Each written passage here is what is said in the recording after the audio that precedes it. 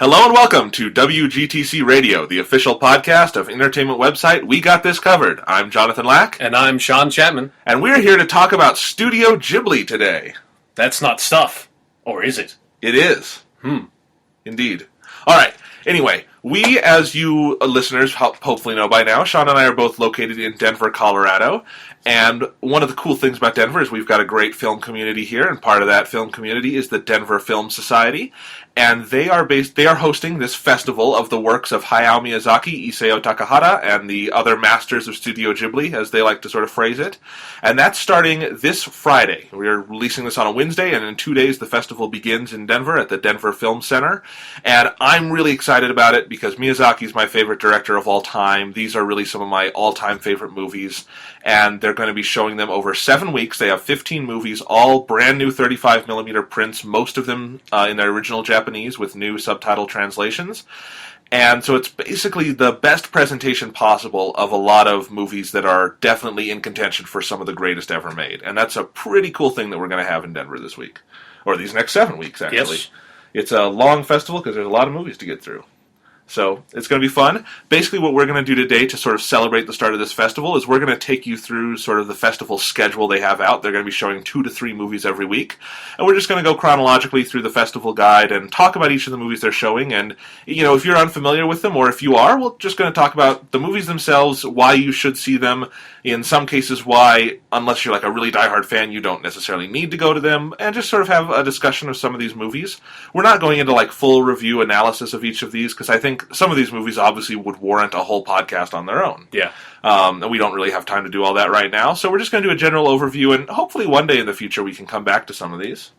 Yeah, I'd like to. Yeah, definitely. So, should we get started, or Sean, is there anything else you want to talk about before we get going? Is there anything going on? Not really. Not much has happened since last podcast. Week? All right. Well, anyway, let's get going here. We are going to start August 17th to the 23rd. The first week, they will be playing My Neighbor Totoro, Whisper of the Heart, and The Cat Returns. Again. The Cat Rises. Revenge. The Cat Resurrection. The Cat Strikes Again. Indubitably. All right, let's start at the top here. My Neighbor Totoro. This is probably the most iconic of all the Studio Ghibli movies. Totoro himself is the logo for the studio. This was Hayao Miyazaki's 4th feature, his 3rd in the Studio Ghibli canon. It concerns 2 small girls, Satsuki and Mei, who move to the countryside with their father after their mother is hospitalized. And she's dying or she's getting better. I mean, it's sort of implied that she may not have much time left. And then at the end, you know, maybe she's getting better. That's not really what's important, though. It's just that, you know, they're going through this process. They've gone out to the countryside with their father to be closer to her. And basically, as they're sort of dealing with these heavy emotions, this big forest spirit named Totoro visits them. Or actually, they visit him, more accurately. And he sort of takes a liking. Kind of just bug him. Yeah, they bug him, but he takes a liking to them. And Totoro is sort of there for them when they need him most. And at the end of the movie, he leaves because they're okay. They're healed at that point. But that's My Neighbor Totoro. It's a fantastic film. Yeah. You just saw it for the first time, right? No, well, I wouldn't. I would say I saw it for the first time that I would actually like really remember. Yeah. I talked to my dad after because this is one of your. I think this was your number 10 favorite movie of all time. Yes. And I talked to my dad when we were doing that stuff, and he said that we had seen it a really long time ago, but I didn't really remember. Yeah. Yeah. So I lent Sean the DVD, and what'd you think? I really liked it. I think. You lent me 4 DVDs. You lent me Princess Mononoke. This one, what was it? Nausicaa, The Valley of the Wind, and Porco Rosso. Yeah. And I would say out of those 4, this one was my second favorite, just behind Princess Mononoke. Yeah. And yeah, this one, it's kind of a strange movie because it doesn't have like a plot. No. It has a plot that happens like 3/4 of the way that like constitutes the very end of the movie when they're looking for the little girl. It's still more of an event that's sort of important. Yeah, but it's like, if there's anything that's constituted like a plot or that has like tension or anything like that in the movie, that's like the only moment where it does that. Right. For like almost the entire movie, it's basically just about these 2 girls living in this like in the new house that they moved into with like all the people around them. And to me, that's what's so wonderful about the movie is that it's just so well observed in the sort of the behaviors and actions of these young girls. Yeah, the 2 girls are really well realized, and that's what makes the yeah. That's what makes the movie really enjoyable. They have such big personalities, and I mean, we can talk about Totoro in a moment because he's such a great creation, but even just, I love watching the little girls interact with their father, who's such a sort of, we don't see that a lot in kids' movies, like the parents who are good parents. Yeah. And so I really love that Miyazaki just says, you know what, this is a father who loves his kids love him, and you can just have scenes with them where it makes you happy to watch these girls interact with their loving father, and know that even if anything happens to their mother, they have him. And then the scenes where they interact with their mother obviously are beautiful, and that's where Joe Hisaishi and his wonderful score just goes for full tugging on the heartstrings. Yeah. And so really wonderful stuff there. I love the opening sequence where they're just exploring their house. Yeah. Just in terms of, doing a great job of just establishing animated space. That's and just, they really... They throw you right in with the girls and don't hold back. The girls are insanely over the top in this movie. The little one, every single line she just yells at the top of her lungs. Right. Which is kind of annoying at first, but then it gets kind of endearing. Yeah. Because May means well, and I think what's good is, you can show the kids just finding so much to love in nature and in their house and all the little simple things, and then because you see them as such positive forces, when the sort of sad and difficult parts of the movie come, that's when they really hit hard. Yeah, it does make that contrast in the later parts of the movie a lot more effective. Yeah. One of my favorite scenes in the whole film is when, they're talking about it's sort of late in the third act. It's sort of what kicks off May running away and that final part. But, May just wants to go visit her mother, and Satsuki doesn't know what to do. And Satsuki, because her father always works, she's sort of been put in this adult role as in charge of the house, and she just sort of chews May out. But she doesn't mean to hurt May's feelings. Mm-hmm. She just doesn't know what else to do. May runs away. Satsuki breaks down crying, and it's just, in terms of just, punching you in the gut with, just raw human emotion, that's one of Miyazaki's best scenes. Yeah, I completely agree. I think my favorite scene in the movie is when Satsuki breaks down with Bachan. And and she just starts crying because she's been so strong throughout the rest of the movie. And Satsuki is one of my favorite Miyazaki female protagonists. Yeah. And he's got so many great ones, but she's got so much personality and sort of strength that's endearing. And then there's Totoro himself, and by God, if you want to talk about great fantasy creatures, Totoro's at the top of the list. He is awesome. I guess that wasn't the part of the movie that I really... It's kind of weird because Totoro doesn't, the Totoro aspect of the movie, I don't feel really almost needs to be there. In a normal sort of, traditional movie like this, that would be, the Totoro character and, the fantasy elements would be heavily important to the character development of the two characters, the two girls, and it really isn't in this movie. I think it's more about them having someone to sort of be there for them when they need it, and then learning how to be strong on their own, too. And what I really like about Totoro, though, is that he's he's fantastically animated. He's really interesting to watch. I love his voice and all that. But Miyazaki restrains himself in portraying Totoro. He doesn't appear really until 30 minutes in. Yeah, he doesn't fill the entire movie with Totoro, which I think makes the movie better. I really like Totoro in the movie, but that's not right. I never really gravitated to him as a character being this is what I really love about the movie. No, and I absolutely agree. I mean, and I think everyone who sees it, their favorite part is probably going to be something other than Totoro, and I think that's part of the point. Yeah, that's what makes the movie a lot better to me, because it doesn't just sort of pander out and use the big fluffy funny character. And I think that's part of the thing about the character's growth, or the growth of the two little girls, is that there is this fantastical thing in their life, but their arc is about learning to love sort of the everyday pleasures of nature and of humanity and those sorts of things. And Totoro is somewhat a guide to that, because he's there when they're just, really troubled. And I love the scene where they build the giant camphor tree with him. That's just visually spectacular. But again, it's, he's not the focus for them either. It's about them learning to be, rely on each other and be strong without their mother and those sorts of things. Mm-hmm. And it's really good. I talked about this being a movie when I talked about my top 10, just about a really good movie about dealing with grief, especially for little kids. Yeah. And it really does that well. Yeah, this is definitely a movie that I feel... it's almost unfortunate because I feel... I didn't watch the entire movie with the dub, I just kind of sampled some scenes with the dub, and the dub's definitely not as good as the original Japanese performances, especially with the two little girls. So it's kind of unfortunate that, obviously little kids can't watch the subtitled movie. But this would be just a fantastic movie if you're really young to watch, because it definitely feels like that's what it's trying to... That's the audience it's really wants to play for. Right. And, Miyazaki talks about in this book I have, Starting Point, which is a collection of all his essays and writings from 1979 to 1996. And when it comes to movies like Totoro, what he says is he makes movies for kids because he believes the emotions kids experience are so pure that if you get it right, anybody can enjoy it. And if you get it wrong, nobody can, kids included. Yeah. And I think think Totoro absolutely emphasizes that idea. When you were talking about the dubs, here's something interesting you might not know. I gave Sean the Disney Special Edition DVD of Totoro to watch, which has the original Japanese, and that's that hasn't changed or anything since it was released. But the dub on that is actually the second English dub that was produced. And it has Clark Kent Superman, Tim Daly as the father. Yes. Which is kind of weird because the father looks like if Miyazaki drew Clark Kent. He kind of looks, and he's got like blue pants and a red vest on. Yeah. So he basically looks like Clark Kent. It looks really kind of weird. But anyway, that's the second dub that was made, and that was Disney's. Totoro was actually originally licensed in the United States by Fox Home Entertainment and released in 1990 on VHS with a dub of its own, and it was the first accurate anime dub ever produced. It had no cuts to the imagery or anything. I mean, it was cropped for full screen TVs, but that's different. Yeah.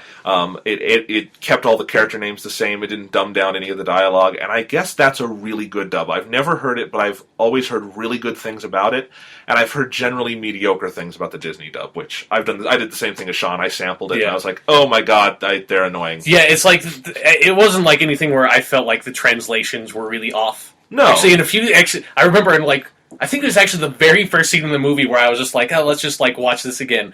It's actually weird in the translation. It's just a really weird, really specific thing I picked out. But she and the first thing she does is she gives her dad this candy, and in the Japanese she calls it a caramel, and then in the English dub she calls it a caramel. But then in the subtitle translation, she just calls it a candy. Which is just it's just this really weird difference that I just noticed because I just watched them back to back like that just to see the voices from the very beginning of the movie. I was just like, why would you change that in the subtitle translation? You made it just less accurate for some really bizarre, non-specific reason. Yeah. No, the Disney dub is not bad by any means. Yeah, but it's just got that problem where it feels like this is actually with all the ones where they cast Hollywood stage actors instead of voice actors. Right. And it's and that's not always the case that a stage actor is really bad in a voice only performance, but sometimes it is. But yeah, a lot of times it is, and it's in general.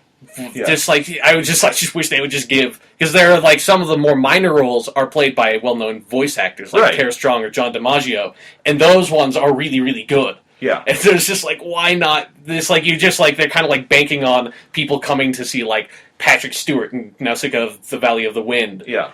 Because of Patrick Stewart, but that just seems like a weird decision instead of trying to just cast someone really well for the role. No, and I don't know why I'm picking up Patrick Stewart, because he actually was pretty good in the dub. Right. And I mean, this is something we should get out of the way up front. That's going to be my key problem with all the dubs in the Miyazaki movies, is the celebrity guest casting. Yeah, it's not particularly appropriate. No. Because they feel because especially with this one, the girls they just didn't sound right in the dub to me. No, what they did with the Disney dub is the girls are voiced by Dakota and Elle Fanning, who are two really good young actresses. And it's a really cool idea that you would have two actual sisters play. And they were that age when they did the dub. The problem, actually, though, is I don't think they were directed right. Elle Fanning doesn't get May's enthusiasm just right, and Dakota Fanning makes Satsuki really sassy, and that is so wrong for the character. It just feels really off. The moment for me that killed the dub for me is where, so after May meets Totoro for the first time, she comes out and she's really excitedly telling her sister about it, and Satsuki says, "Oh, are you talking about the goblin from your storybook?" And in the Japanese, she's interested, hey, that's kind of cool. Yeah. In English, she's like, "You mean the goblin from your storybook?" Which totally ruins the rest of the movie, where because of the rest of the movie, Satsuki is totally enthusiastic about the Totoro stuff too. Yeah. Almost weirdly enthusiastic about it, given her age. Yeah. So that just kind of ruins the second half of the entire movie with her being sassy about it. Yeah. So Totoro, they're showing this weekend. I highly recommend it. I'm going Friday night. Can't wait. It's going to be really cool. I just can't wait to see this animation on the big screen. One thing I have to say about Totoro is that I don't know what it is, but every other scene that they would either have Totoro or the really freaking creepy cat spider bus. The cat bus is awesome. It's fucking, I don't know, there's just something about, I just, like, realize that they're, like, inside this creature, and, like, it's hollowed out, and I'm just like, that's so disgusting. This is the most disgusting thing in the world right now. And that, like, it's got, like, the door that just, like, sort of expands out in its flesh, and they step in, and then it grows back. It's just, like, that's so disgusting. But it's, like, when they get the big smiles, and they're like, there's like a dozen shots where they, like, the girls are standing in front of them, and then they have this huge smile, and I'm like, they're going to eat the little girls. That is what it looks like. It really, like, there are, like, a few shots where it's, like, especially the first time they see Totoro, where it's, like, he, like, is yawning, like, Mei, like, finds him and he's sleeping, and he, like, yawns, and his mouth is huge, and he's got the giant teeth, and it's like, he's going to eat her. It's, like, and there are, like, scenes with that, like, every single time Totoro or the really creepy cat spider bus show up, it's like, there's, like, a shot where it's like, they are about to, like, this movie could go so dark right now. It could. It could go so dark. All right, so that's My Neighbor Totoro. The next movie they're showing this weekend is Whisper of the Heart. This was directed by Yoshifumi Kondo, who was Hayao Miyazaki's protege in the 80s and 90s. He was the animation director on a lot of these movies, in particular Totoro, actually. And this was his first directorial project. It was written by Hayao Miyazaki and storyboarded by him, but directed by Kondo. And what's sort of tragic about this movie is a year or two after it was released, Yoshifumi Kondo died. And it was the only thing he ever made. And, you know, it actually, that his death prompted Miyazaki to change sort of his approach to work, because Kondo basically had an aneurysm from overwork, from animating too much. Jeez. Yeah. So, anyway. But in his legacy, he left us Whisper of the Heart, which is one of my all-time favorite movies. It just missed the top 10 Sean and I, did our countdown of. Mostly because I saw it fairly recently, and I just, I feel I need more time with the movie before I put it on a list like that. Mm-hmm. But it's so, so good. It's very different than most Studio Ghibli movies, where it doesn't have any fantastical elements whatsoever. It's set in modern day, like 1995 Japan.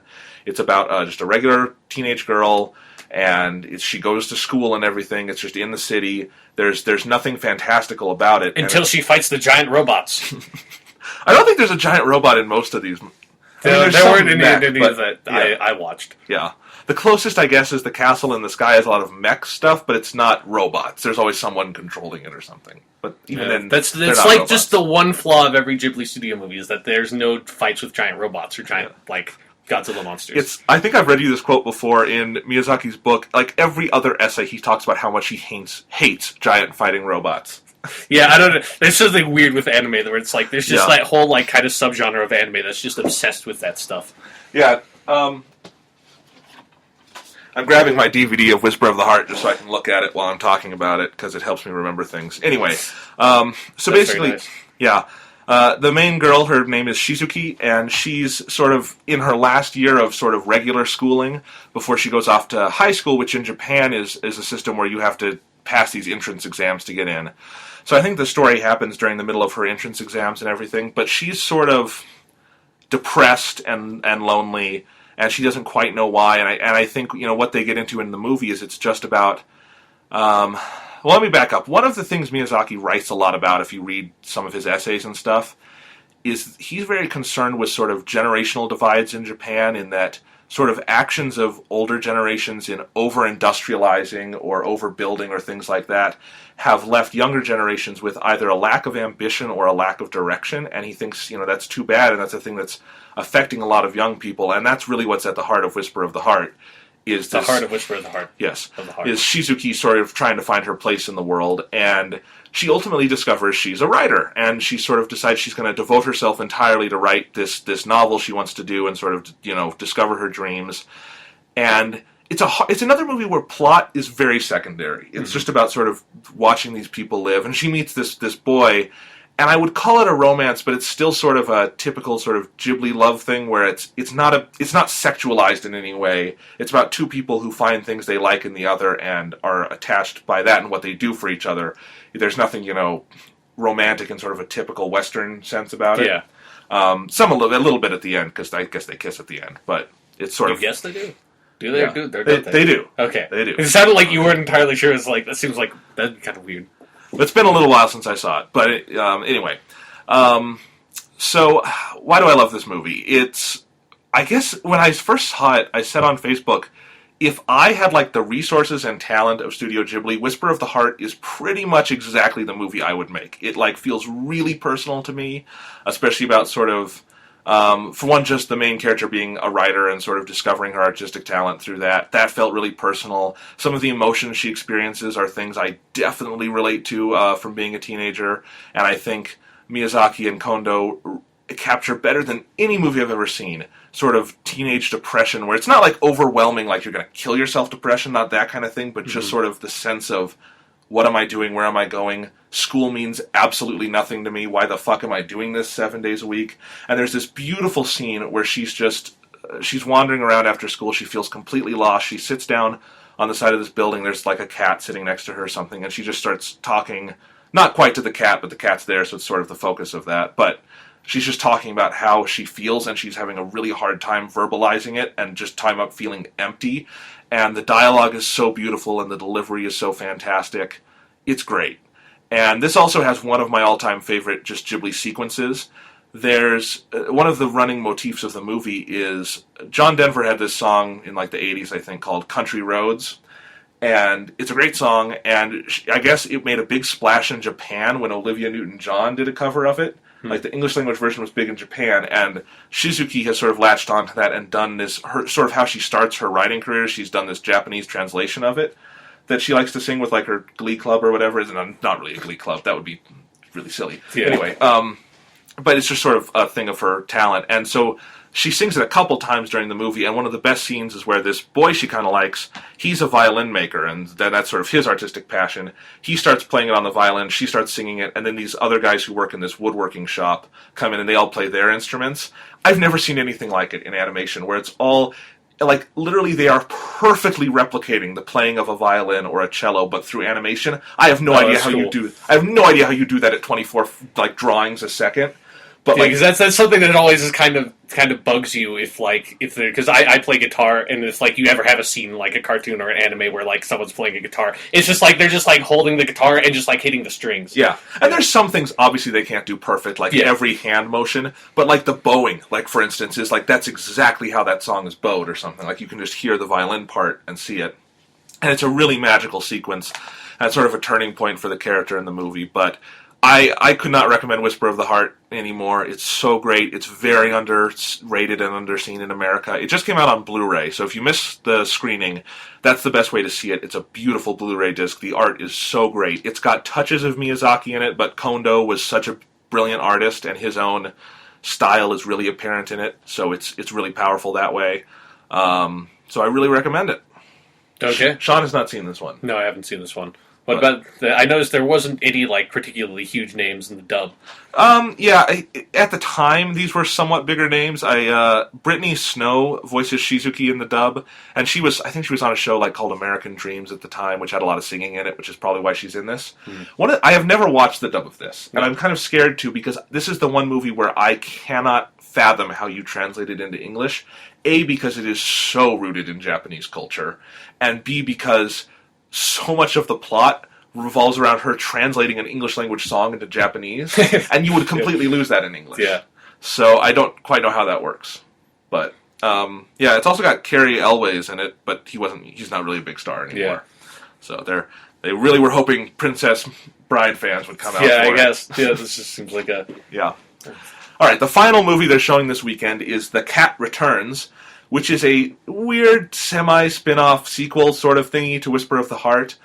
In Whisper of the Heart, Shizuki, at the woodworking shop where this boy works, there's this cat that sort of captures her imagination. It's a cat actually carving, and it's called the Baron, and he's sort of a cool creature. And she has a couple like dream sequences where she's coming up with story ideas that involve the Baron. And The Cat Returns is basically a spin-off about the Baron as though he were real and oversaw a kingdom of cats that is underground. What? Like when I asked about this, you like briefly explained it, and you kind of explained that it was like a spin-off of a fictional character mentioned in Whisper of the Heart, but you didn't go so far as to explain like the Baron and all that stuff. Yeah, that's weird, isn't it? That sounds really weird. Yeah. So The Cat Returns, it focuses on it's the same sort of setting as Whisper of the Heart, like modern day Japan and stuff, but it's only with the Baron. Right. And so the main girl, her name's Haru, that's what it is. And Haru is sort of like a really like sort of pathetic young girl who's like, you know, out of place and stuff. It's sort of like some of the same ideas behind Whisper of the Heart, but not done as well. It's not as fleshed out. This one's only 70 minutes, for instance.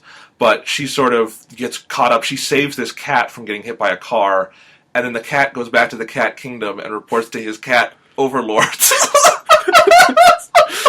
It sounds like there's like in the Sandman graphic novels, there's a short story that sounds like it's like a really serious short story that kind of sounds like this. Yeah. Only it's really serious and dramatic. Okay. Anyway, the cat reports to the cat. Oh no, the cat is actually a prince, and the king of the cats wants to reward Haru for saving his son. But the cats start like overdoing it with their rewards, and they're like kind of annoying Haru. So she goes to the Baron for help, and the Baron can like fly and do all this cool stuff, and he sort of helps her escape. And then he fights a giant robot. Yeah, well, she gets kidnapped and taken to the Cat Kingdom, and he has to save her. It's not. This is easily my least favorite of Ghibli's movies. It's got definitely some positive elements. The animation isn't fantastic like some of their others, but it's decent. It's interesting to look at.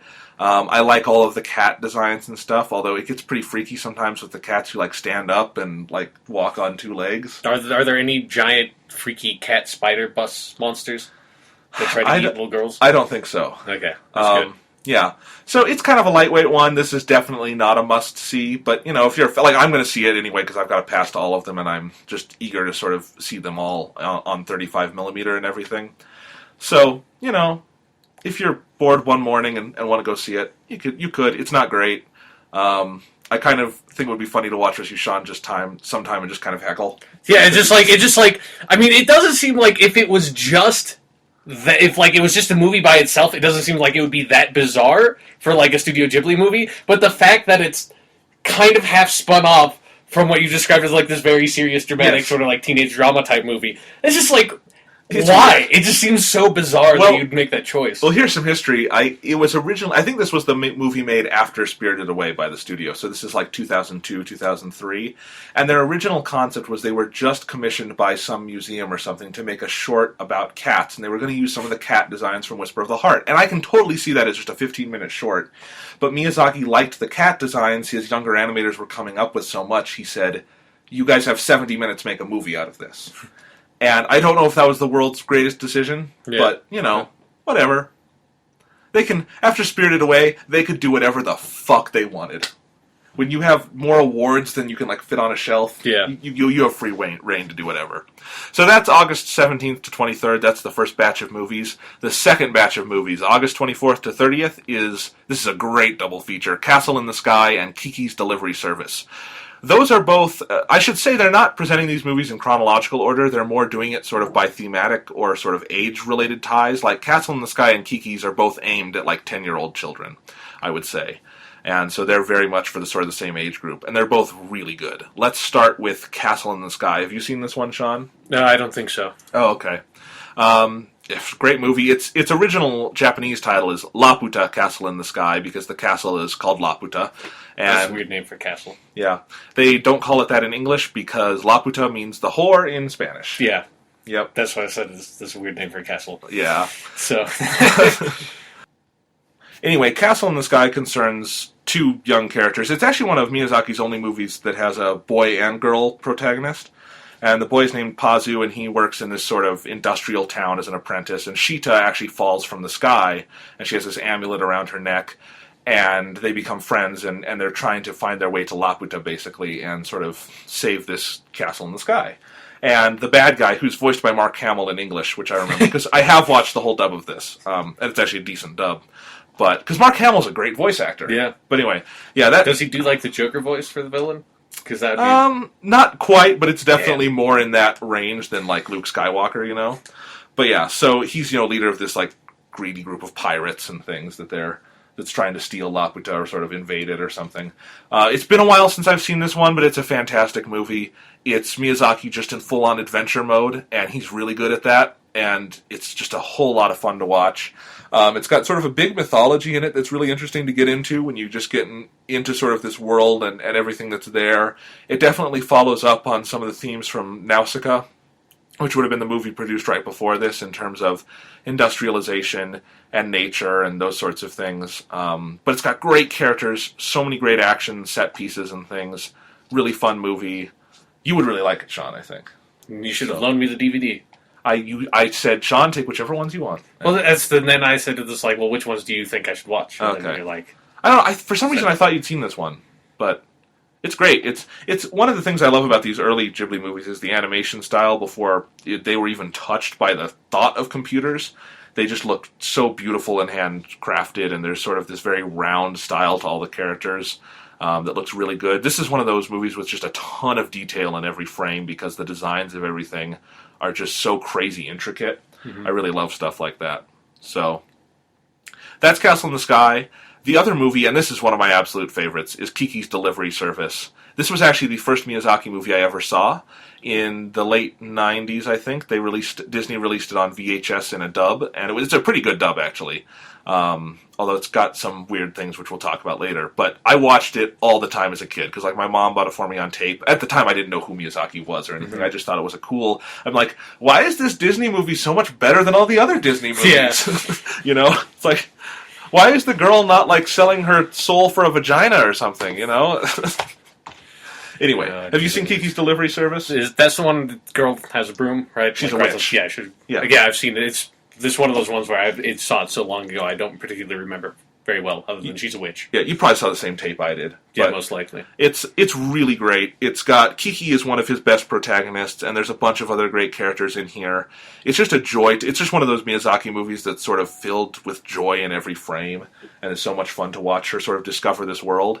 But it's another one that kind of like Whisper of the Heart, and later on Spirited Away, to a much bigger degree, is dealing with just sort of a 10-year-old girl who's trying to find her place in the world. And I think it very much goes back to sort of that Japanese work ethic that Miyazaki and a lot of sort of masters of Japanese craft like to talk about, where employment and self-fulfillment involves finding something that you're not only good at, but passionate about and contributing to the world in that way.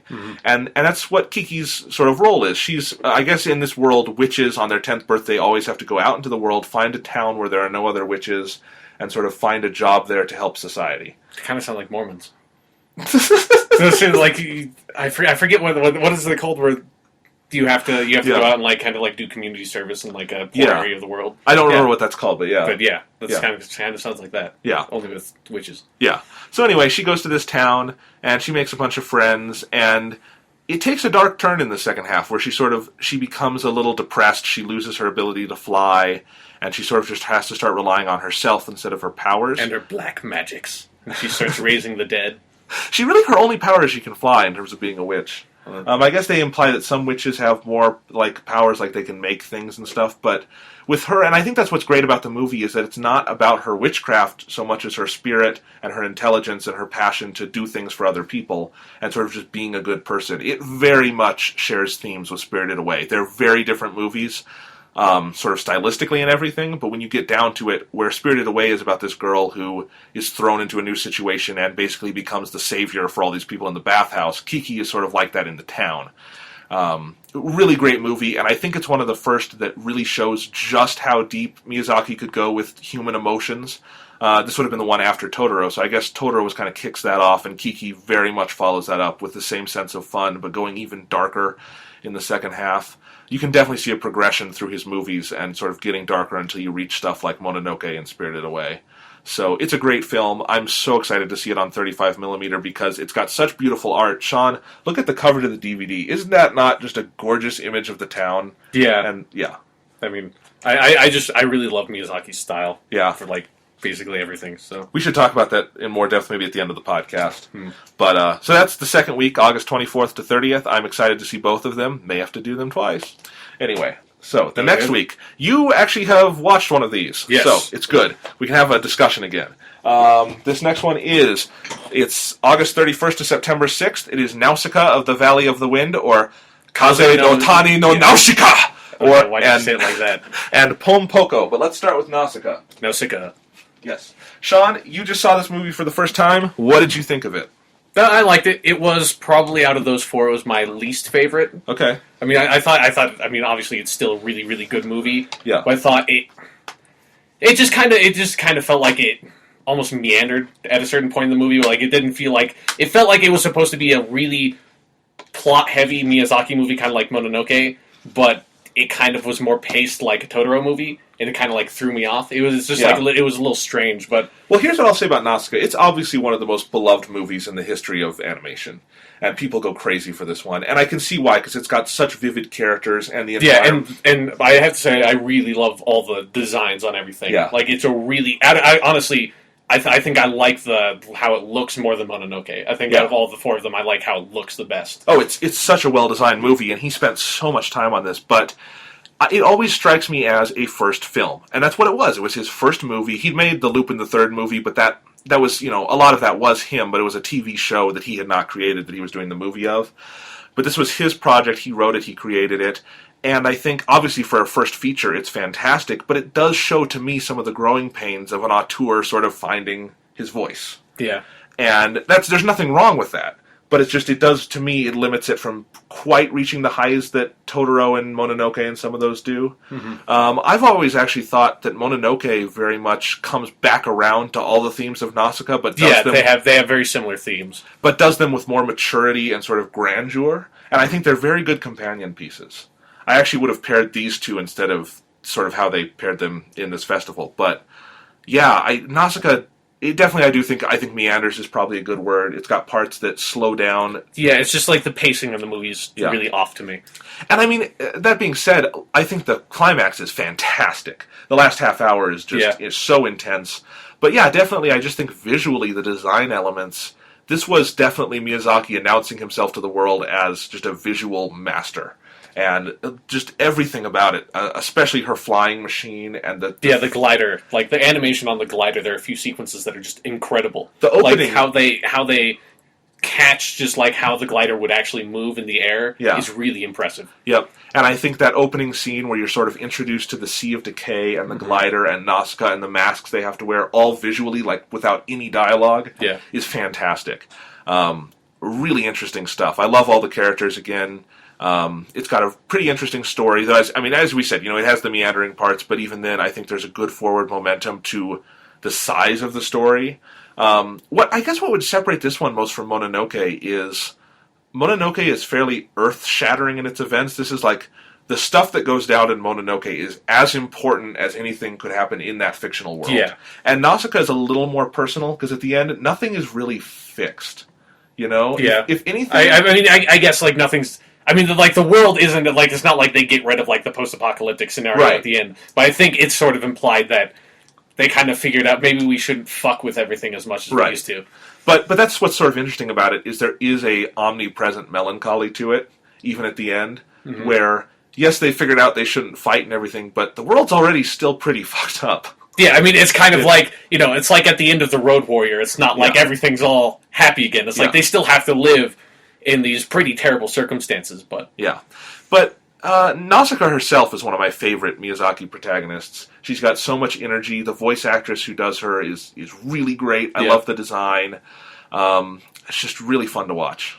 I agree. I think one of my favorite design elements of it is that they have all the giant insect monsters. Yeah. And how the Omu. Yeah, and they really contrast visually. They're really heavily detailed compared to how Miyazaki generally draws his people aren't hugely detailed. Yeah. And so it's there's this really strange contrast between where the monsters are almost drawn like they're part of the background in a way. That's the level of detail that goes into them. And they almost see the humans and the monsters feel like they're from two different productions. Yeah. I find that really interesting. Well, and that's what I love about it, and I think it helps you get that emotional attachment to the Omu that Nausicaa herself has.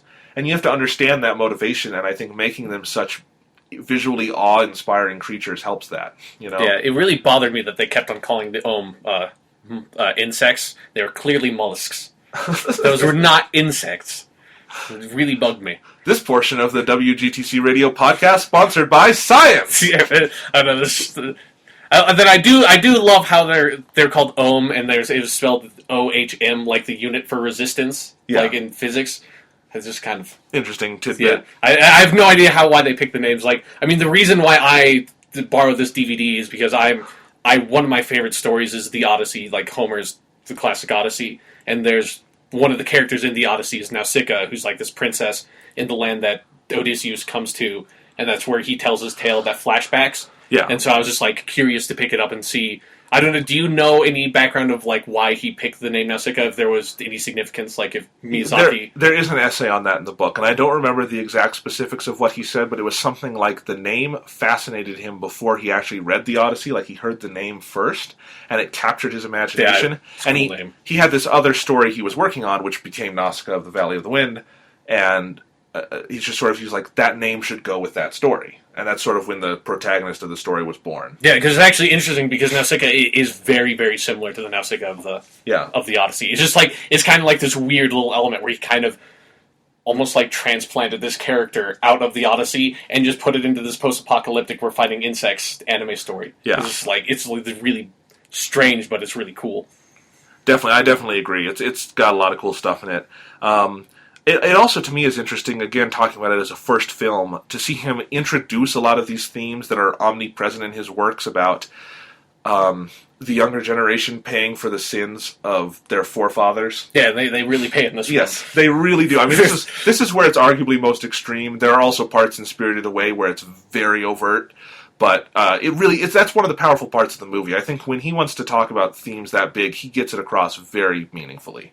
And this is definitely one of those. So I'm really excited to see it on the big screen. I have it on Blu-ray, and it's one of the most gorgeous Blu-rays I own. It looks so great, the animation. But on 35mm, I'm psyched for this one.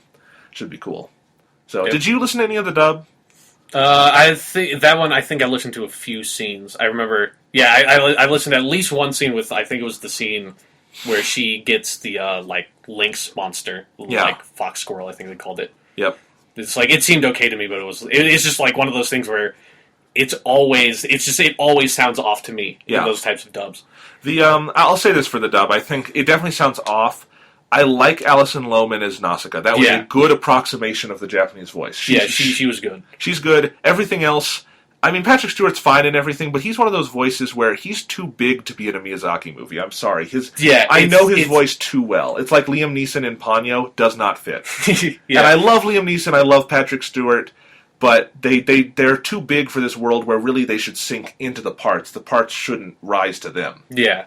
No, I agree. It's just like, I love Patrick Stewart, but it's really weird. And then Shia LaBeouf's in this, and he's fucking annoying. Yeah, I deliver. Like, as soon as the character came on, I'm like, this is the character that's voiced by Shia LaBeouf. I'm going to, if I sample the dub, I'm not going to watch any seasons of this character, because... No.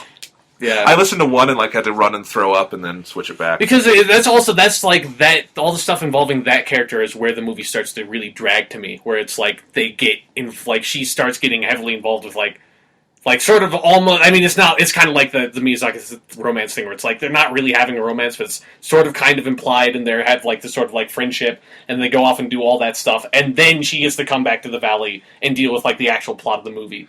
And again, that's something they're going to handle so much better in Mononoke when you get around to that. But yeah. The other movie they're showing August 31st to September 6th is Isao Takahata's Pom Poko, and I have not seen this one. It's one of the only ones I haven't seen. Takahata is sort of the other main master behind Studio Ghibli. He co-founded it with Miyazaki. And this is his movie about Tanuki folklore, which is raccoon folklore, which is a big part of Japanese folk history. Where Super Mario gets the Tanuki suit? That would be really cool. That's where I first learned about Tanukis. Me too.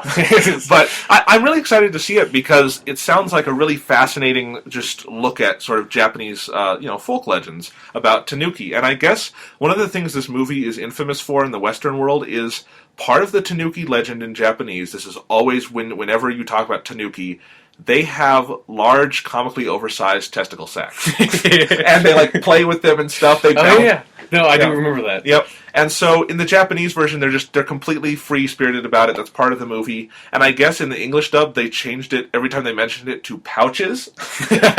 So apparently they're marsupials now? Yeah, something like that. But yeah, anyway, I'm excited to see it in its original Japanese and everything. I haven't seen it before, and there's a couple of these I haven't seen, and I'm really happy I get to see them for the first time in a theater, because that's always the best way to see a movie, obviously. So this one should be fun. I think it's an interesting choice to put it with Nausicaa, because you have sort of what looks like a more lighthearted movie with one of the more serious ones. Yeah, it's like the post-apocalyptic one. But that can be a good, double feature. I do like how they didn't touch that title at all. Yeah. Like, you look at, as an English person, you look at the title, it's like, I have no idea what that is. Yeah. I mean, they could have called it, like, Raccoon Fun Time, but... Anyway. With pouches. Yep. So September 7th to 13th, I am so excited. Princess Mononoke, my fourth favorite film of all time. Hell yeah. It's going to be great. What would you even say about this movie? Sean, you just watched it again. Yeah. And you love it, I know. Yeah, it's a really... I mean, you can't, like, it's just, obviously, it's a really, really, really good movie. Yeah. You cannot overstate. I mean, it's one of the few Miyazaki movies that is in contention for, like, the lists of greatest movies ever made. Yeah, no, definitely. Yeah. If you haven't heard of Princess Mononoke before, it's about basically this sort of alternate past Japan where it's actually linked to a very specific time period in Japanese history, but with all these fantastical spirit elements in it. Mm-hmm. And the main character, Ashitaka, he's the prince of this village. He fights this like wicked boar spirit, or it's a good boar spirit, but it's been infected by hatred. And he's, in killing the boar spirit, he too is infected. His right arm is basically decaying, although it also gives him some powers. And he's sent out into the world to see with eyes unclouded, as they say, and sort of observe the world as a neutral third party and try to find a way to heal. And not just heal himself, but heal this very, very broken society. And he comes across this iron town where, and this is what's so fascinating about the movie, is that there's really no antagonist to it. There's people who are morally compromised, but they're not really evil. Yeah. And so in the iron town, it's led by this woman named Lady Eboshi, who she does some bad things, but she's just trying to make a good life for the people she's responsible to. Yeah. And, you know, the people there are very good people. They're very hardworking, but they're taking a lot from the land around them, particularly the forest. And so the forest spirits, particularly the wolf gods, are very angry, and it's basically brewing this war. And Ashitaka, as the neutral third party, must try to rectify this. And basically how he's going to do that is try to make San, who is the titular Princess Mononoke, which we'll get into the epistemology of all that later. But she was raised by wolves. She's loyal to the wolves and to the forest, and she wants to kill all the humans. And he's really trying to get her around to see the error of her ways and try to find a peaceful resolution to all this with him. And that's really just scratching the surface of what this movie is about. It is huge. It is, I would say, the only animated epic that's ever been made. And it is an epic in every sense of the word. Epic animation, so gorgeous at every turn. Big characters, giant cast of characters. A lot of stuff happens. Yeah, big fight scenes. Yeah. There's just like, it's long, but it never slows down. Yeah, because it's slow. Like, it's like 2.5 hours. Yeah. Yeah. And there are obviously slower scenes because Miyazaki paces his movies very well, but it never feels like it's long. It never meanders or anything. Yeah. It's got one of the most beautiful scores in movie history. Joe Hisaishi's work on this movie is unparalleled. I listen to this score all the time, and I have since I first saw the movie like 10 years ago. It's fantastic. I've worn out the CD at this point. But luckily digital versions will not wear out. So anyway, Sean, I want you to start this discussion. So Princess Mononoke, you just saw it again. What strikes you, I guess, most about this movie, or what do you want to talk about with it? It's just such a big movie, and this is a movie that I had seen. If you listen to our top 10 best movies of all time, we talked about how I had seen it a very long time ago, and I remember really, really, like, it really affected me the first time I saw it. And so this is, and this is the second time I've ever seen the movie, and like the first time I saw it, I have no idea how old I was. But then would be the first time I actually saw it with the Japanese, with actual subtitles on. Yeah, it's just like, it is just a really affecting movie because I agree with you. They don't have any sort of villain in it, really. Yeah. It's about Ashitaka trying to... It reminds me a lot, actually, of Fritz Lang's Metropolis. I don't know if you've ever seen that movie, but it's about this character's trying to... Instead of a contrast of like sort of like the man and like machine type world and like nature, it's more of a sort of like the elite and like the downtrodden proletariat. But there's like the main character of the movie has to try to find a way to bind the two together. And that's kind of like what Ashitaka does in this movie, where he's trying to figure out how can we reconcile sort of this like very disjointed and broken world between the people and the spirits and the forest and nature. Yeah. And to me, it's it and Spirited Away are the highlights of Miyazaki's career to me, because They each contain just about every theme he's ever put in a movie, but all in one. And Mononoke, just really, when you're watching it, he's throwing out discussion after discussion about big issues about humanity and our relation to nature and to each other, and the nature of war and the nature of violence and the nature of love and of hatred and all these things. And none of it feels underserved. They're all really well discussed and explored, and it's such a fascinating movie to watch, even as it's also incredibly thrilling and just entertaining. You know, it's one of those movies that achieves that perfect balance between being edge-of-your-seat entertainment and really profound art. Mm-hmm. And just all the animation obviously is really, really great, and all the character designs, particularly on the spirits, and like when the boar spirits become corrupt. Yeah. Just like a really striking visual design with like sort of like the tentacly like sludge that comes out of them. It's just it's really incredible. And Princess Mononoke is one of those movies that just has scene after scene after scene that I can never forget. They're just so big and ingrained in my cinematic memory. My favorite in the movie is probably the prolonged, 25-minute scene in the middle where San invades Irontown and Ashitaka has to stop her and the villagers. He completely destroys his body doing this. He's taken back to the forest. You know, he's sort of healed, but and there's that beautiful scene where he's lying out on the stone outcropping, and it's just at night, and the Mononoke theme song is playing in the back, and it's so beautifully sad, and he's just explaining, I know I'm going to die, but I have to do this before I go. I have to fix this. And it's just such a beautiful scene. And then there's other big ones like the boars running the humans even though they know they're all going to die. Yeah. Just so many great scenes like that. And it's a tremendously violent movie, I should say, too. I mean, I did not remember how violent of a movie. Yeah. I mean, I might have seen the censored version. I've no idea because it's been so long. But yeah, it's really violent. It's really violent. And I should say this, if you're a parent who wants to take your kids to some of these movies, this is not the one. This is very adult. Because I remember because I think it's when he after he leaves the town, it's and he encounters these samurai or Ronin or whoever they are, and they're attacking this village. Yeah, and it's there's the first really violent thing that happens. It's sort of kind of in the background, but I saw a dude gets his arm chopped off with a naginata, and it's a 2-second shot, and I was and it's really far away. It's in the background. I'm did that just happen? And then the next thing that happens is that Ashitaka takes out his bow, shoots an arrow, hits a dude's sword, and both of his arms come off. I'm oh, okay, it's this violent. Okay, okay, so I did see a dude just get his arm chopped off with a naginata. Yep. All right. And most of the stuff when Ashitaka will dismember people is because his arm is so strong he can't control it yet. Yeah. One of my favorite scenes in the movie, it's one of the coolest action beats of all time, is when he's riding on Yakul to go warn Irontown and the samurai come to find him. He jumps off Yakul. It's all one extended shot of animation. He jumps off Yakul, strings his bow and arrow, gets an arrow out, and fires it and kills 2 people with one thing. Yeah. And it's all one suave shot. It's so great. Yeah, that's another thing I really like about this movie is that he doesn't. This is just something that bugs me. In that if you actually have a bow that's made of wood, you cannot keep your bow strung up constantly because that would just ruin the bow. It would ruin the tension in the wood. And that's something if you play video games or movies and there's anyone with bows, they just have their bow strung up constantly. And this is one where he actually has to string up his bow in a lot of those scenes because he unstrings it. It's thank you for understanding that. That bugs me all the time. It's you're ruining your bow. Well, that's one of those details where Miyazaki is so detail-oriented, he has to get that right. We haven't talked about San much, but she's just fantastic character, really fascinating.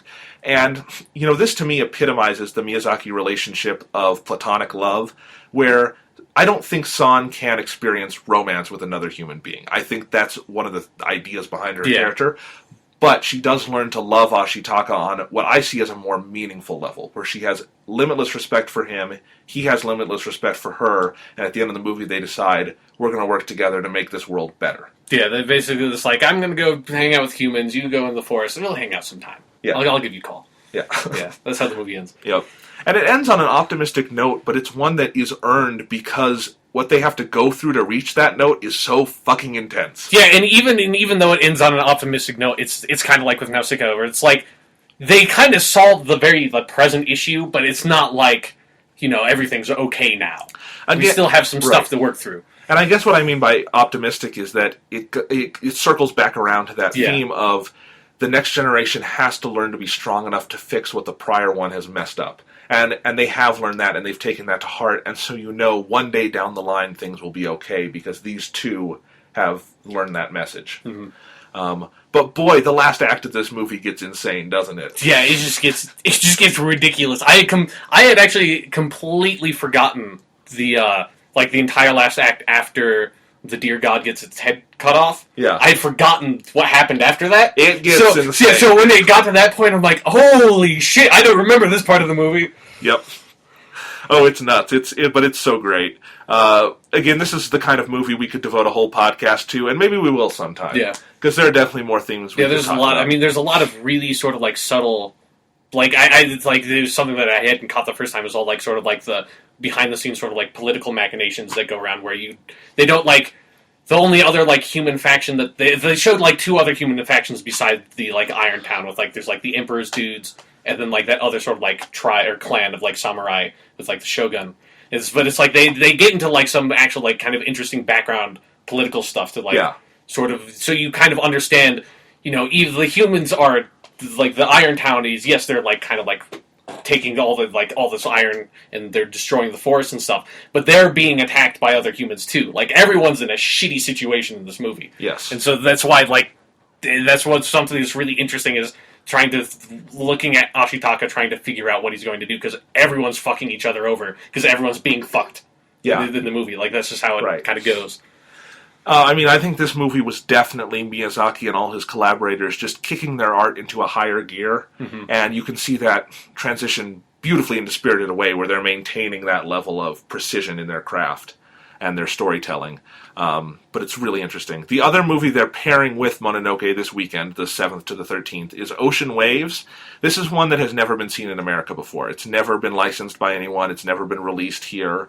As I understand it, it's like an 80-minute movie that was actually commissioned for television originally, and it was Miyazaki and Takahata's effort to sort of get the younger staff members at Ghibli working on stuff. I guess this was in the 90s. It's sort of that same kind of film as Whisper of the Heart, where it's just set in real life.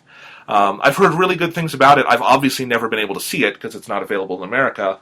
So I'm excited to see this. This is like the third time it's ever been shown in the United States, so that should be pretty cool. Yeah.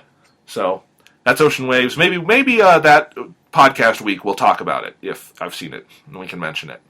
The other thing I want to mention, September 7th is going to be the greatest fucking movie weekend ever, because not only are they showing Mononoke here in Denver, Raiders of the Lost Ark is going to be on IMAX that week in a new restoration. Yeah. That's going to be awesome.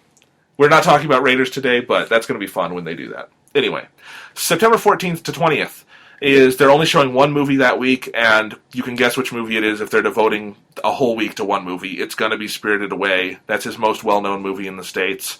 For good reason. It's fantastic. Yeah. I saw it the other night actually because to kick off this whole festival, they showed Spirited Away at Film on the Rocks. And if you don't know what Film on the Rocks is, we have this wonderful amphitheater in Denver called Red Rocks. It's basically the reason why Colorado is the coolest state in the Union.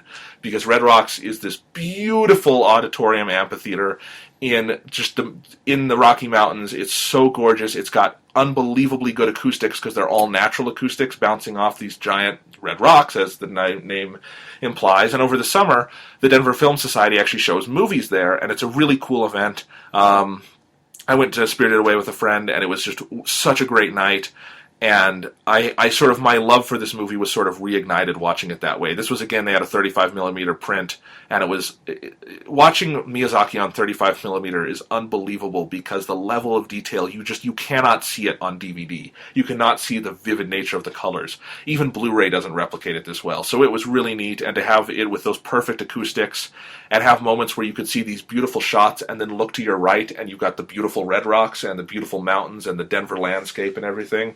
It was really neat. So I'm excited to revisit it, too. But Spirited Away doesn't need a whole lot of introduction, I'm guessing, because most people have probably seen it at this point. Mm-hmm. But just as some background, it was made in 2001. It was actually pulled Miyazaki out of retirement because he retired after Mononoke. He actually retired because Yoshifumi Kondo died, and he was worried for his own health and safety after the arduous production of Mononoke. But he had this idea for Spirited Away. It pulled him out of retirement for good reason. And it concerns this 10-year-old girl, Chihiro, who is moving to a new city with her parents. Her parents take this detour on the way there. They visit sort of this old temple amusement park thing. It's been ravaged sort of by pollution and stuff, which becomes a big theme of the movie. And her parents sort of gorge on this meal that's been put out. There's no one there to serve it, though, and Chihiro's trying to urge them, come on, let's leave. They don't. They get turned into pigs, which is a recurring theme in Miyazaki movies. They get turned into pigs, and Chihiro is swept away to the spirit world of this bathhouse, which is one of the coolest movie worlds of all time. It's so detailed, there's so many characters, it's so neat. And she basically has to learn to be strong in this very scary world if she wants to get back to her parents and to reality again. I definitely want to talk about this one, but I want to ask you, Sean, have you seen this, and what's your reaction to it? I have seen it. I've only seen the dubbed version, and honestly, it didn't make a huge impression on me, so I don't particularly remember it that well. I bet if you watched it again, you would really love it. Yeah, probably. I mean, it's just like... Yeah. I think I saw it like maybe 4 years ago. Yeah.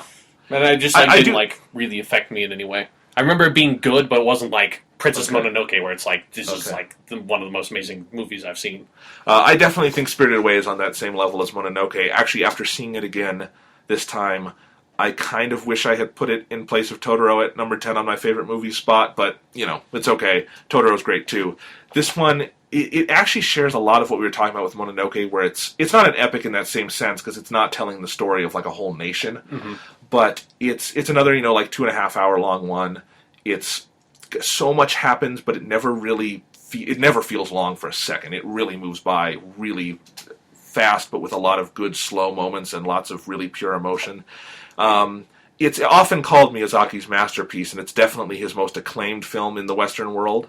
And I think it's very easy to see why. Again, it combines every theme he's ever talked about, because by being in this bathhouse and being in the spirit world, it allows him to comment on sort of how far humanity has gotten away, not necessarily from spirituality, but from what those things in Japanese culture represent, and sort of not respecting the spirits of, the rivers and the trees and the forests and those sorts of things. And Chihiro sort of has to learn to do that in this world. And we're only going to scratch the surface, because this is a movie that seriously you could do a commentary on and not even get close to analyzing everything that's in it. But it talks about how much sort of that's been ravaged by humanity. But then it also gets into that the spirits themselves are corrupt, and that there's just stuff is wrong and it's messed up, and that I think the ultimate metaphor is that Chihiro, as this young innocent girl, this is the world she's inheriting, and it's a world that's messed up on every possible angle.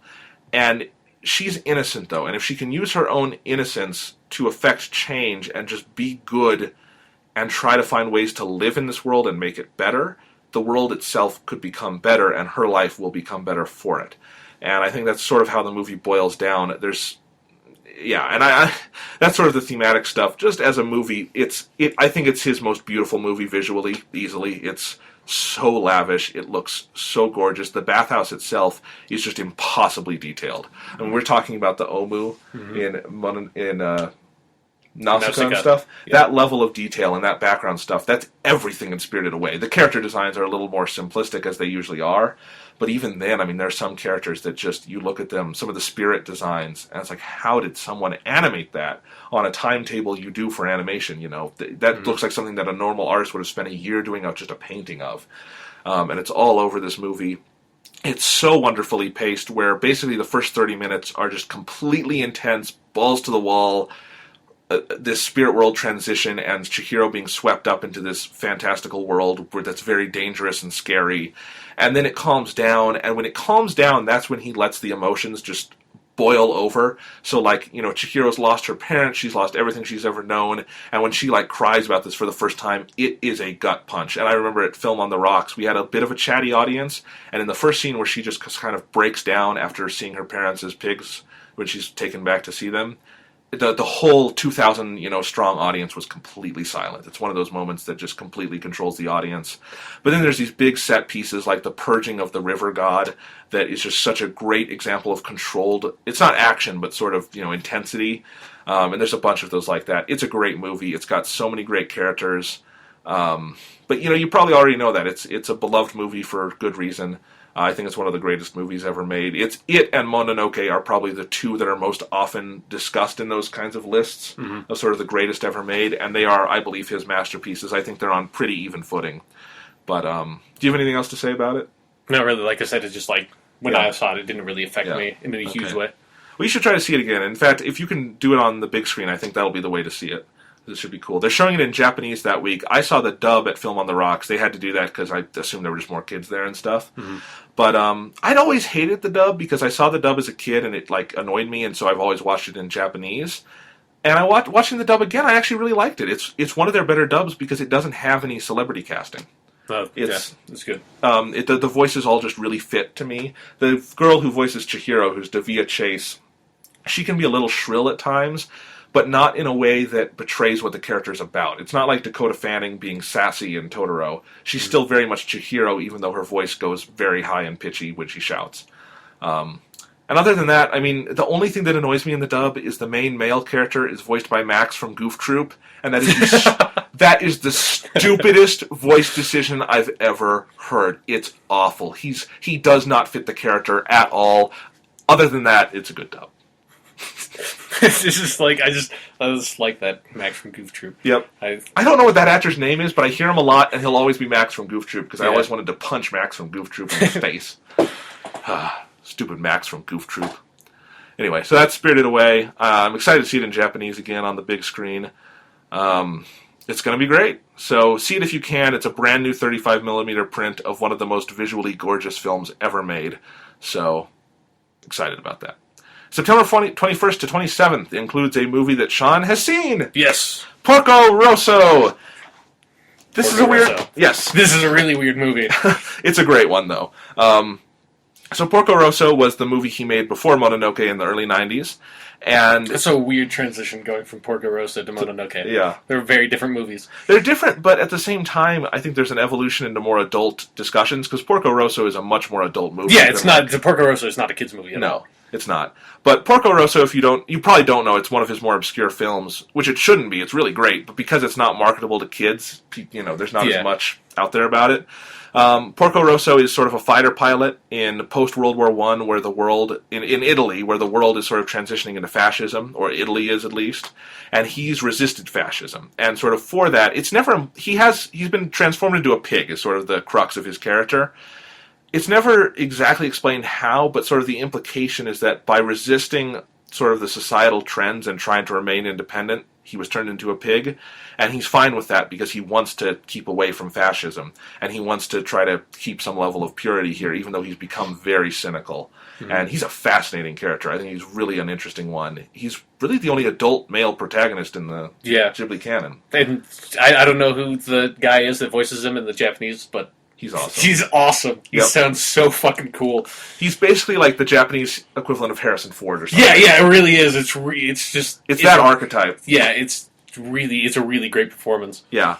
And when we talk about animation again, I mean, just the way all the planes move in this movie and are built, it's phenomenal to watch. Yeah, it's just like there's something where he's able to really capture it. It's like with Nausicaa, where it's like he understands. It's like when you see it, it's like it just feels right. It's like that's how a plane moves. Yeah. It's not like really fantastical. It's like the plane is it's banking. It feels like it's moving with the wind instead of, because these are also these are like World War I era fighter planes, so they're not like the really great planes. Right. So it's like you kind of get this sense that it's like they're barely puckering through the air at sometimes. And that's actually where I want to start this, is actually with the first scene of the movie. It's such a great setup. It's such a weird scene, because he goes... are you talking about the one where he goes and the pirates are holding up the boat with the swim team of 10-year-old girls? Yeah. And then he goes rescues them? It's like this really... Because it's the movie's kind of a comedy, but that's the opening scene is the only one that's overtly for jokes. I wouldn't say the movie's a comedy. It's got a lot of comedy in it. But it's like, I mean, I'd say it's like, it's got a comedic type of tone to me. But it's like, it's not, I mean, I'm not saying it's like... But I think what I was... Big Lebowski, but... Right. What I was actually going to talk about with the first scene, though, is it is funny. But to me, it's just there's this awe-inspiring element to it where it starts very small. He's just on his island. He's lounging. He gets the call to go save these girls. He's very reluctant to do it. He gets in. And then the Joe Hisaishi score kicks in. It's what we started this podcast with. It's big. It's sweeping. He gets in the plane. And just watching him go about a normal mission is fantastic because the way he has to move this plane and how there's all these maneuvers he has to do because of the limitations of his aircraft. And it's just all really, really cool to watch, even as there's some funny and sort of over-the-top elements to it. But I really like that. And you're right. I mean, there's a lot of funny stuff. The Englishman the American. The American. Who's like this awful American. I'm totally with you. He looked like he was supposed to be British to me. Yeah. Like, I don't understand why he was American, because he looked British. As far as I know, Hayao Miyazaki had never visited America at this point in his career, so maybe that's it. Yeah, maybe. I don't know. He's just like... Yeah. Because he looked exactly like every British person in any other anime that would have a British person in it. Right. Looks. But anyway, the American guy's a dick, and he leads like this group of pirates from the Mama Awito. Yeah. And it's really cool. It's got it's kind of interesting because it's got this Italian touch to it. Yeah. I would like to hear an Italian dub of this movie someday. Like, that would be kind of interesting. That would be pretty interesting. Even though I love the Japanese voices are so good in this movie. But it's mostly just about Porco sort of dealing with various sort of character flaws he has. And while this movie can be very lighthearted and comedic, the darker elements to it are really dark and really in-depth, and I really like them. One of my favorite scenes in the movie is he befriends this young girl who kind of goes on his missions with him. And one night she asks him, what happened to you? And he sort of kicks back. It's beautifully animated.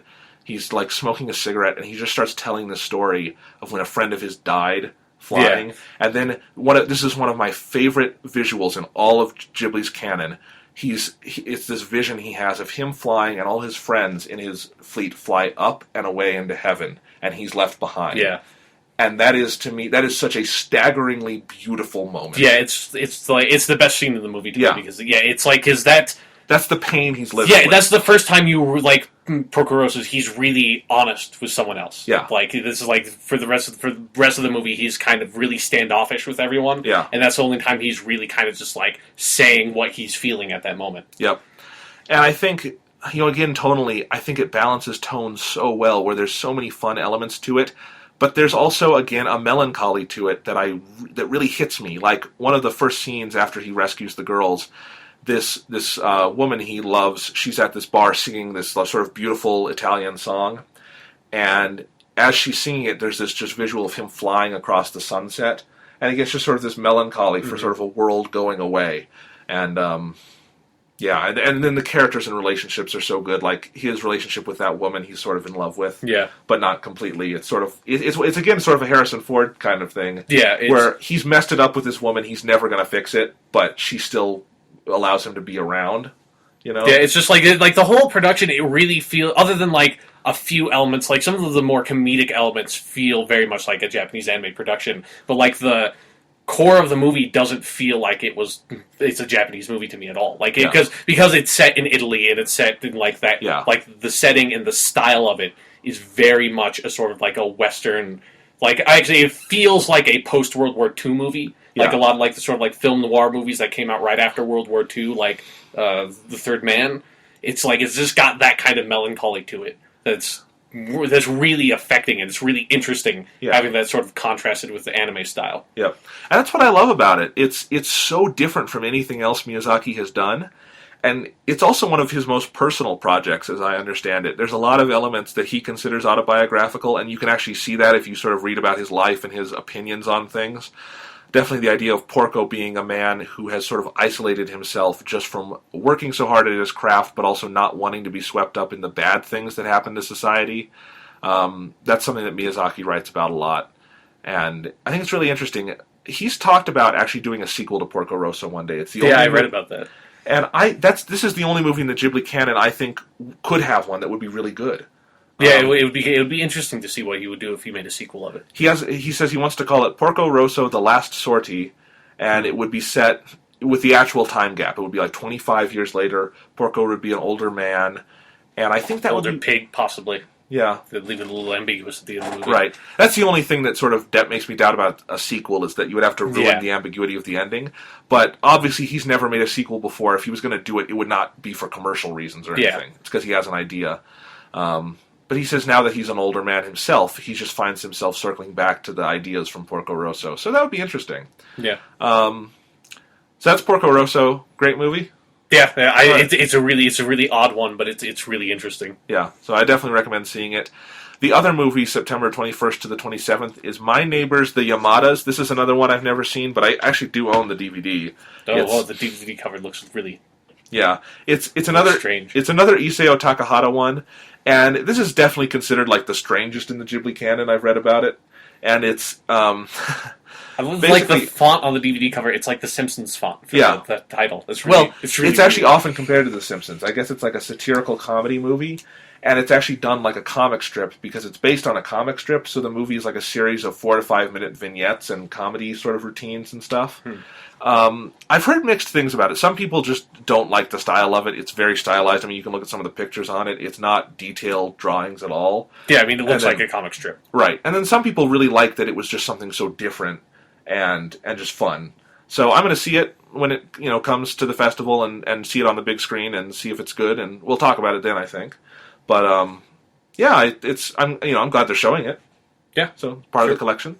All right, the last week is September 28th to October 4th. They are showing Howl's Moving Castle, Ponyo, and Only Yesterday, which is another Takahata film, one of the ones that's considered sort of one of his masterpieces. But anyway, what I should say about Howl's Moving Castle and Ponyo first is they're both being shown dubbed, and that's because the main festival the Denver Film Center is showing was put together by this company, G Kids, who sub-licensed everything from Disney and got new prints made from Studio Ghibli. But they only did it up to, I think, the year like 2003 or 4 in terms of when the movies were made. So they did not include in that festival package Howl's Moving Castle and Ponyo. So the Denver Film Center, just to complete the sort of festival, has gotten these prints from Disney, and Disney never made subtitled prints of them. Okay. I'm glad they've added them anyway, because I love those movies. Have you seen Howl's Moving Castle? Maybe. I don't know. I can't remember. Okay. It's one of those ones that's like, I might have seen it. Okay. I feel like I've seen it because I have this impression that I've seen it, but I don't remember. Yeah. It's the story is fairly simple until it gets unnecessarily complex, and we'll talk about that in a minute. But it starts with there's this, again, it's a girl who feels out of place. Oh. Yes. Anyway, it's this girl named Sophie. She's 18, and she's the oldest daughter.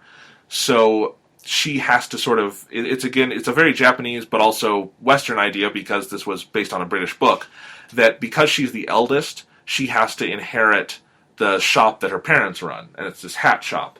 And so she sort of has no ambition in life, and she feels very trapped. And what happens to her is she accidentally offends the Wicked Witch of the Waste, who lives out sort of beyond the town. And this is sort of, I should say, is set in almost like an 1800s kind of aesthetic. It's not real world at all, but it sort of has those elements of 1800s, like Germany and Britain and things. Mm-hmm. But the Wicked Witch of the Waste puts a curse on Sophie, making her into an old woman. And as an old woman, yeah, it does suck for her. So she sort of ventures out. She sort of escapes the town because she thinks people won't know her or anything.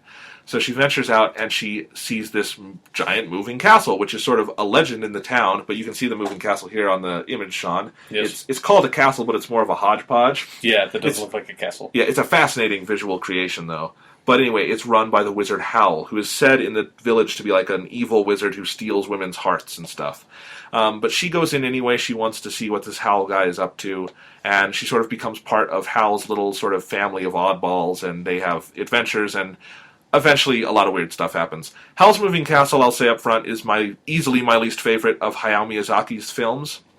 It has a lot of great ideas, and it's his only movie where I don't think they all congeal right.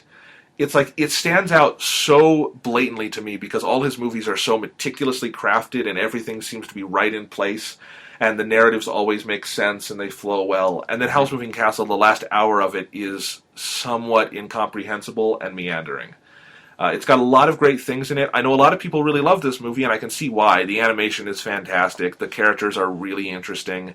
There's a lot of great visual elements and sort of story elements, but they do not congeal as sort of a cohesive whole. And that's sort of the problem with the movie. It's still worth seeing, especially on the big screen, because the imagery is so fantastic. And it's got one of the better dubs. It was sadly in that period where they were transitioning into doing just celebrity voices. So you've got like Christian Bale doing Howl. And is he doing his Batman voice? A little bit. That would be amazing. A little bit. Christian Bale always has some rasp to it. Yeah. But it's got Billy Crystal as the fire spirit that lives in the castle. That's kind of weird. It is weird. There are some good celebrity voices here. Like, I think Gene Simmons does Old Sophie, and she's really good. But, other than that, there are some problems. I actually think one of my favorite things is young Sophie is voiced by Emily Mortimer, and she's great, and I wish they could have found a way to have her do the old voice too, because in Japanese, one actress voices both characters, old and young Sophie, and I actually think that makes more sense than doing two different actresses. But, whatever. It's a good dub. It's very accurate. There's nothing, you won't miss anything, context-wise watching it. It's just the voices aren't as good. Mm-hmm. But it's a good movie. It's not a great one. It's the only Miyazaki movie, I think, that has significant, flaws I can point out and say, that's really something that holds the movie back. Even when we were talking about Nausicaa, we weren't saying, these are giant, those are big reservations. Yeah, it's like most movies have that kind of flaw. Where it's this part of the movie really needed to be trimmed down a little bit. Yeah. It's almost every movie has that kind of moments. It's only, the best, Princess Mononoke doesn't really have something like that in it, because it's, one of the best movies ever made. Yeah. So, but still, Howl's Moving Castle is worth seeing. Anyway, the next movie is Ponyo. Have you seen that? I've seen the Nostalgia Critic review of it. That's okay. my only exposure to Ponyo. I hate that Nostalgia Critic review because he's incredibly unfair to the movie because he's judging the dub. That is the worst of the dubs, and half of what he's making fun of is the dub and blaming Miyazaki for it. I hate that review. He just does not. Feels like how I feel about his review of Conan the Barbarian. Okay. Which is an amazing movie. Yes. Anyway, let me see if Ponyo is an incredible film. It's just so much fun. Ponyo gets a bad rap in America, I think, because let's see, the Miyazaki sort of theatrical presentations started in the late 90s with Mononoke over here. That's obviously an adult movie. Spirited Away to a degree is for older kids and adults. Yeah. Howl's Moving Castle is for older kids and adults. Ponyo is made for little kids, and there's nothing wrong with that. Many of Miyazaki's... Ponyo's a Totoro one, not a Mononoke one. Right. Yeah. And there's nothing wrong with that, but a lot of Americans don't even know he used to make movies like that. And Ponyo is very much in the spirit of Totoro or Kiki or something, where it's very lighthearted, but it has, melancholy elements to it that work really well. It's a very simple story. It's this boy, Satsuke. No, Satsuke is... It's Sasuke. Sasuke is Totoro. Sasuke is... You cut out the T and you have... Sasuke is Naruto. Okay. Now you're getting all your anime mixed up now. No, it is Sasuke, but he's a little boy. He lives with his mom, and his dad's always out at sea, and that's sort of where the sadness of the movie comes from. But Ponyo, who is she's sort of this daughter of this underwater god sort of being, Fujimoto, who's really cool. He's got this really cool design and everything. And she escapes because she wants to just see what's out there. And so she goes to the human world. She sort of gets a human form. And she's the same age as Sasuke. And they befriend each other. And sort of they have some adventures. And because Ponyo is out of the sea, sort of the sea spirits get out of line. And there's sort of big floods and hurricanes. And they have to fix it all. And sort of it's the power of love that heals it. Again, it's platonic love. Just that Sasuke and Ponyo are good friends. And that's how the movie ends. It's a very charming story. It is visually one of my favorite Miyazaki movies. It was drawn sort of after Howl's Moving Castle. He decided Ghibli would no longer use computers, and I think that was a fantastic choice because while Howl's Moving Castle has a lot of great visuals, what holds it back to me is that it was digitally colored, I think. Oh. And it doesn't look bad because they did it very meticulously, but hand coloring works much better to me, and Ponyo was completely done by hand. There was no computer touch-up on any of the movie, and it is fantastic. Actually, Sean, after this podcast, I'd like to show you just the first scene, because it's got no dialogue. It's just Hisaishi's score, which is actually very reminiscent of, Tchaikovsky scores and stuff. Tchaikovsky didn't write scores. Tchaikovsky symphonies and ballets, and just sort of this underwater ballad that's going on. Really interesting. Ponyo's got a lot of great things to it. I mean, it is not necessarily, it's not as deep as something like Mononoke, but that's not the ambition behind it, and I will never knock the movie for that. Yeah. And it's the same thing as Totoro, where if you make a movie for kids that is pure in emotion and really well made, anyone can enjoy it. That's what Ponyo is.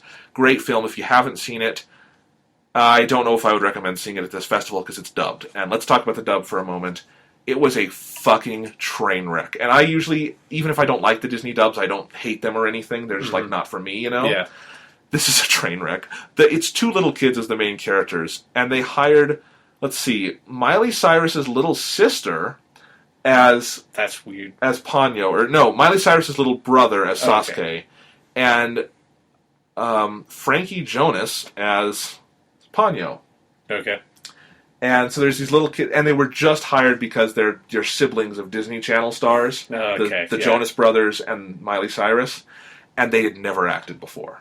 They clearly had never read a script before because every line reading is either wooden or they're like mispronouncing words or something. It's awful. They do not know how to act, and that's not. It's like the celebrity dub, taken to the absolute extreme. Yes, and I mean, geez, the other voices in it, like they have Liam Neeson voicing Fujimoto, Ponyo's father, Which is just based on the review that I saw. Yeah, it's just it just seems so bizarre. Well, Fujimoto's design, it's a very archetypical Japanese, like, crazy person design. Yeah. And the voice he has in Japanese is perfect for that. It's sort of a little high-pitched, but still very regal.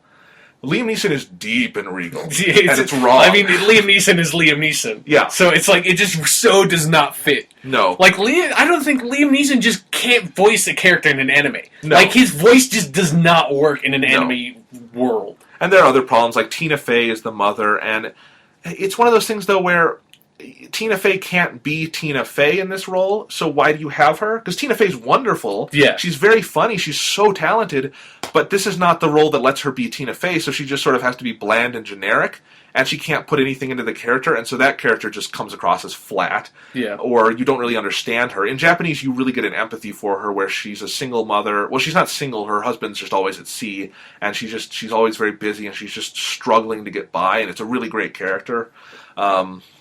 And then, like, Kate Blanchett is Fujimoto's, like, wife thing, who's this, like, giant water spirit. And that's actually okay, because Kate Blanchett has the right kind of regal voice for that, but it's still distracting when I hear Galadriel coming out of an anime character. So, there's problems like that. It's an awful dub. I'm going to see it anyway, because I want to see it on the big screen again, because the visuals are so good. I may bring headphones and listen to it in Japanese. So. Okay. Yep. Anyway, that's Ponyo. Good movie. It's also, actually, I was going to say, it's one of the ones that's available on Blu-ray because it's newer. If you have a Blu-ray player, you owe it to yourself to have Ponyo on Blu-ray. It's probably the most gorgeous Blu-ray I own because it was, it was just made and put on Blu-ray, and so these hand-drawn animations in high def, it's out of this world. So great. So definitely recommend Ponyo. The final film they're showing that weekend is Only Yesterday. This is another one I haven't seen because it's never been available in America. It's never been released on DVD or even VHS or anything. It was one of Isao Takahata's films. It's another 90s one where they were just dealing with real-world issues. As I understand it, it's a story of a girl who sort of revisits her hometown, and the whole movie is sort of a series of flashbacks where she analyzes things that happened to her as a little girl that influenced who she became as a woman. And I guess it's really fantastic. Like, a lot of people say it would be Takahata's masterpiece if it weren't for Grave of the Fireflies, which is his other masterpiece, which they're not showing at this festival because it's a Ghibli film, but it wasn't produced by Tokuma Shoten, so they can't, it's a whole licensing issue. But, it's too bad they can't show Grave of the Fireflies, because, oh boy, good movie. Anyway, so I'm excited to see Only Yesterday for the first time. It's, again, one of the only times it's ever been screened in America, so it's pretty special that they're doing it.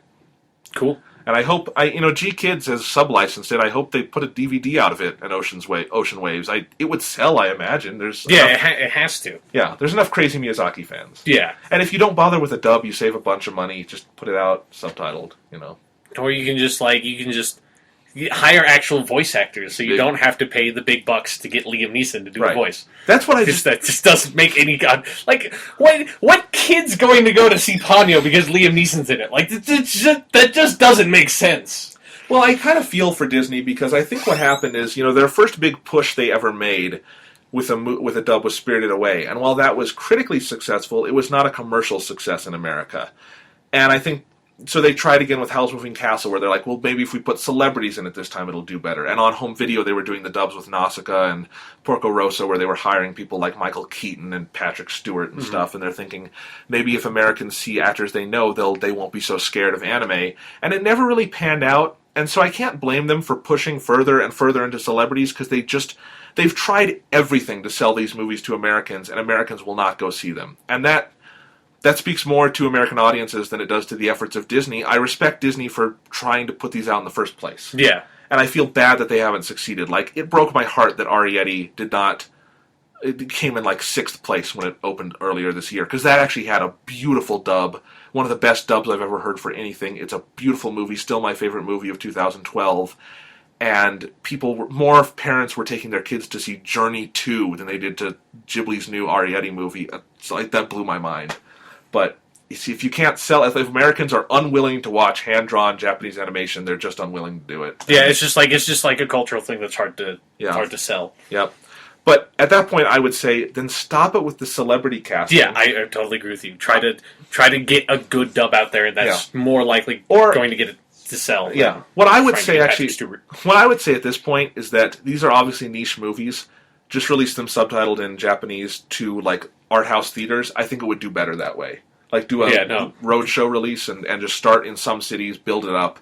Or at least, like you said, just do a small DVD release of just a subtitled version in America.